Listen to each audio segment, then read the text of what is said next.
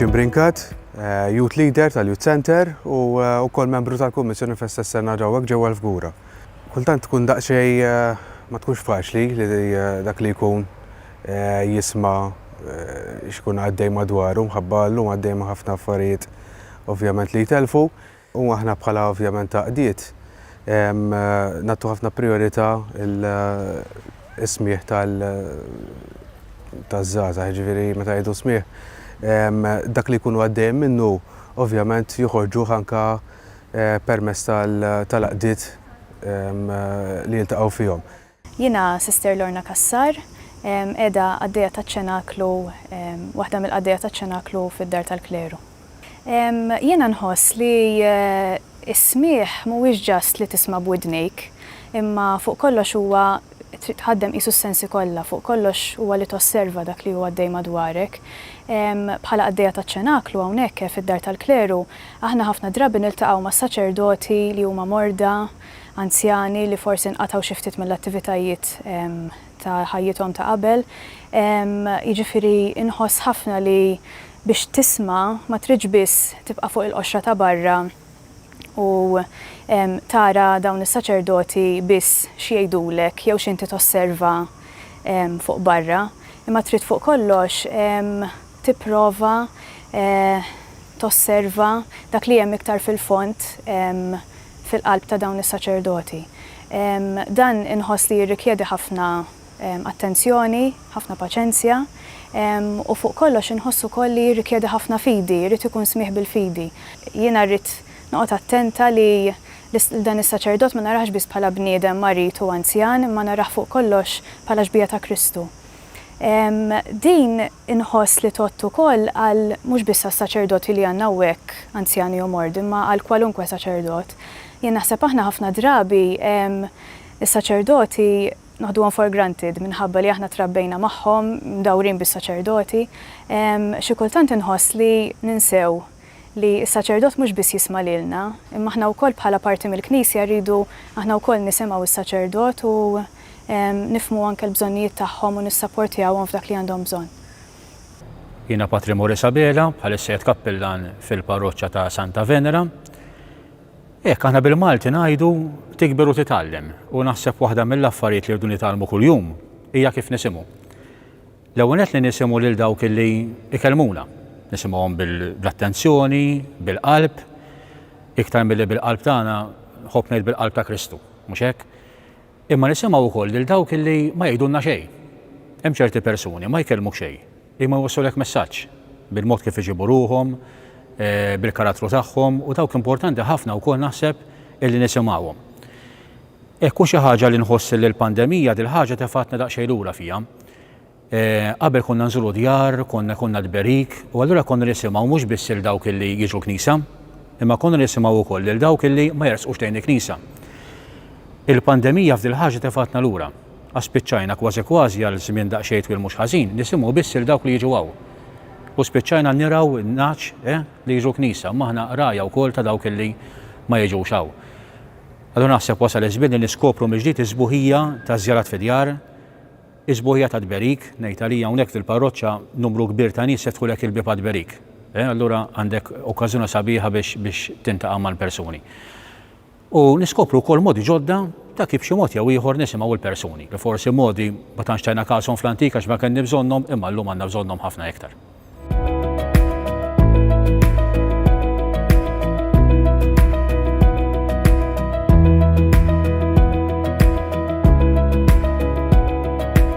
Huwa importanti li kemm jista' jkun insibu ħin.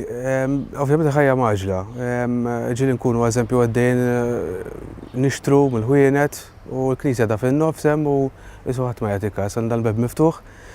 Ma nħoss jiena importanti ħafna li ngħid sibna ħin anke forsi qabel ma mmur l-iskola jew kellha wara x-xogħol fil-għaxija nkun għaddej u da nara l-bib miftuħ ngħid ħa nidħol daqsxejn. Għadha ma bdietx il-quddiesa. Mqar tagħmel dik il-10 minuti daqsxejn għall-kwiet. Li tgħid inġbar daqsxejn u kważi tista' tirringrazzja l-Alla tal-ġurnata li tkun għaddejt minnha. Ovvjament kultant mhux daqshekk napprezzaw mhux ikunu għaddejjem minnhom. Jiġifieri Naħseb importanti ħafna li insibu moment li nkunu anka l-kwiet waħedna, mhux bil-fors fil-knisja ta' jista' jkun tagħmilha mid-dar il ħaġa, imma laqas ikun hemm dik il-kuntatt li su tintelaq waħdek inti u taf li hemm preżenza ta' xi ħadd ieħor, ġifieri naħseb dik hija importanti ħafna fil-ġurnata tal-lum. Mela, ir-rutina naħseb ta' matul il-ġurnata naħseb dikha kultant tittellef daqsxejn, ġifieri nkunu għaddejjin tant kemm kollha affarijiet, mobbijin b'affarijiet kemm forsi mhux biss ix-xogħol, imma kultant tant kemm nkunu biżi anke faqgħet volontarji tagħna, kważi ninsew dawn l-affarijiet li huma tant essenzjali. Jiena jiġifieri bħala qaddejja taċ-ċenaklu nipprova nispira ruħi mill-fundatur tagħna li huwa Monsignor Salv Grima. Monsignor Grima nħoss li kien semmieħ tajjeb ħafna. Jiġifieri kien jgħaddi sija twal quddiem Ġesu Ewkaristija fiskiet jisma' lil Ġesu.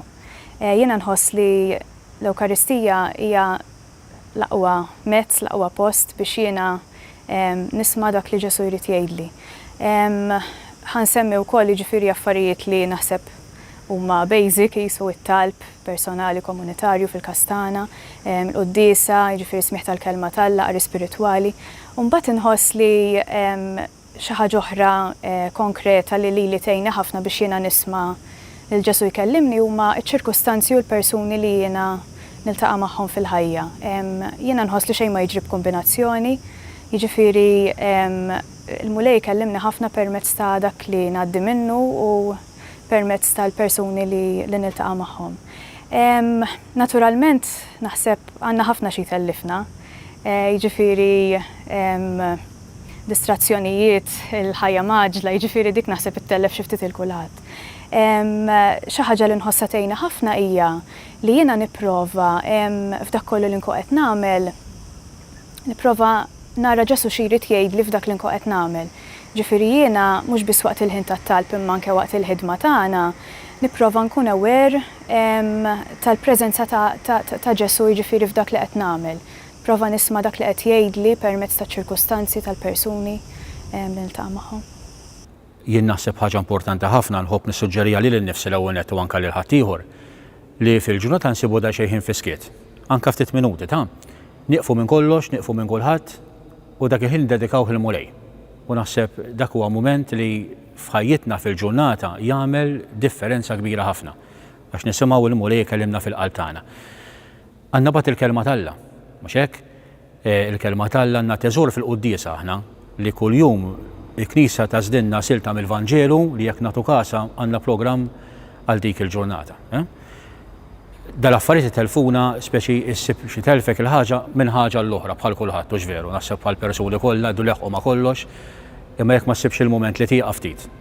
Teddedikaħ il-mulej mod dirett naħseb inkun qed nitilfu xi ħaġa. U l-mulej kellimna wkoll permezz ta' persuni oħra u permezz ta' ġrajiet li ngħaddu minnhom. Xi ħadd jgħidlek kelma, tgħaddim l-esperjenza sabiħa jew diffiċli, dawk huma wkoll mumenti fejn Alla l-inbieraħ ikellimna permezz tagħhom.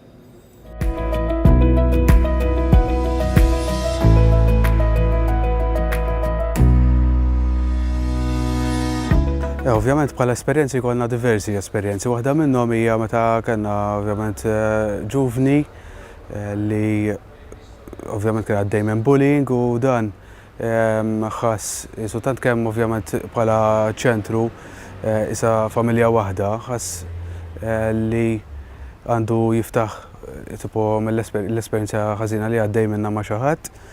Permezz tagħha ovvjament il-leaders semgħuh u għenuh kif setgħu. Permezz tagħha di ovvjament ra li l-Knisja qisha miftuħa għal ħadd ieħor. Mhijiex tipo biss qiegħda hemmhekk għal laqdiet kemm tiġi u tiltaqa' ma' sħabek daqshekk. Jiġifieri kemm lesta ovvjament l-Knisja tisma' ħadd ieħor ukoll anke f'mumenti diffiċli li tkun għaddej minnhom. U permezz hekk ovvjament għennu anke iktar jersaq kemm lejn laqdiet, kemm anke fl-attivitajiet tal-parroċċa li jsiru, anke b'mod anke personali, spiritwali. Dawn l-affarijiet naħseb jibbriġjaw anke kemm dak l-aspett soċjali nkunu għaddejjem minnu fil-laqdiet u anke dak li huwa spiritwalment ġol Knisja. bħala qaddejja taċ-ċenaklu jiena ħafna mill-ħin tiegħi huwa fid-dar tal-kleru, ġifieri mas-saċerdoti residenti. Jiena bħal-met, ġifieri nipprova nisma' ħafna dak li huwa għaddej madwari, ġifieri jisni noqgħod attenta li ma nitlef xejn mid-dettalji żgħar tal-ġurnata. Ħansemmi xi qisu eżempji ta' kif mill-attitudni ta' smieħ tiegħi osservajt fis-saċerdoti. Per eżempju, tolqotni ħafna u niltaqgħu ħafna magħha jiġifieri. Saċerdot li qiegħed fis-sodda marit, muġuħ, wasal fl-aħħar forsi ukoll, imma fl-istess ħin għandu dik l-attitudni pożittiva lejn il-ħajja li dejjem inbissem, dejjem ferħan, jagħtik dik qisu tipprova tmur tikkonslah imma jispiċċa jikkonsla lilek. Jiġifieri dejjem grazzi fuq fommu, jiġifieri dik tolqotni ħafna jiena. Esperjenza oħra li kont iltqajt ma' hawnhekk u li vera laqtitni, saċerdot l-istess marit, muġuħ, li miexi ma' saċerdot ieħor, jinnota li l-ieħor għandu l-lazz maħlul, bidbatija kbira jinżel għal kubtejh qudiemu biex jaqfillu l-lazz. Jiena dik għalija attitudni ta' smieħ li bniedem li hu fit-tbatija kbira, n-nesa tbatija tiegħu u tbatija tas-saċerdot ieħor. U li laqtitni ħafna f'din l-esperjenza hija is-sens ta' rispett u ir-rispett li hemm bejn li għadda bejn saċerdot u ieħor, ġifieri rispettaw il-xulxin bħala saċerdoti. Esperjenza oħra li niltaqgħu magħha ħafna hawnhekk, ġif ħafna mis-saċerdoti ilhom 20 ta' snin qazzu. Imma tinnota id-devozzjoni u l-ġabra li bija jqazzu l-qudiesa, li tinduna li dawn il-qudiesa vera ma jaħduwix for granted u s-saċerdozju tagħhom ma jaħdux for granted. Ikun hemm pereżempju mbagħad tisimgħu jgħidlek issa l-ġurnata tiegħi ġifieri l-qofol tal-ġurnata għadda, jiena moħħi mistrieħa x'qaddist. Jiena dik hekk dawn l-esperjenzi kollha jiġifieri juruni ħafna kemm is-saċerdot huwa saċerdot għal dejjem u kemm jiġifieri il-valur tas-saċerdot mhux biss mill-ħidma li jagħmel imma anke mill-mod ta' hu kif japprezza u jgħix is-saċerdozzi tiegħu faqda ma' Kristu. U nemmen ħafna li jiġifieri aħna bħala Knisja għandna nagħtu valur ġifieri lis-saċerdot anke fl-anzjanità tiegħu għax jien onestament bħala forsi għax bħala qaddejja taċ-ċenaklu li ngħixaw imma tallimt ħafna minn dawn is-saċerdoti li għandna residenti, ġifieri mhux biss minn dawk li jaħdmu fil-komunità, imma anke minnu marit anzjan fis-sodda, jiġifieri stil fadallu naħseb kontribut qawwi xi jagħti fil-Knisja wkoll. Esperjenza sempliċi ħafna kważi mixej, imma jiena l-metri ħafna. Hekk darba d-dej fi triq nara persuna qedlu sieħbi kemmella ma narawk l-Knisja. Taqba jħares lejja. Speċi qalli ilek ma trani Knisja mentom tkunu tafu minn hemm Knisja. Speċi qedlu il-mod tidrom min nies dak joqgħod bil-qedem, dik toqgħod bil-qedem, dak joqgħdu bil-qedaw. Tej dak ilhom ma jiġi, dik ilha ma tiġi. Min għadu nibda niġi qalli, speċi daħassu dal-persuna li fi Knisja mhux numru, la tajt kasu, hemm xi ħadd li jekk imur il-Knisja ħajilqgħu u ħajjisimgħu. Allura speċi ħaġa naħdmu ħafna fuqha rridu di min jidħol hawn ġew min għandna barra irid uħossu mill-qoħ, mhux minna ta' mill-qoħ minn Ġesu, maħna qegħdin hemm biex nilqgħu fishom Ġesu.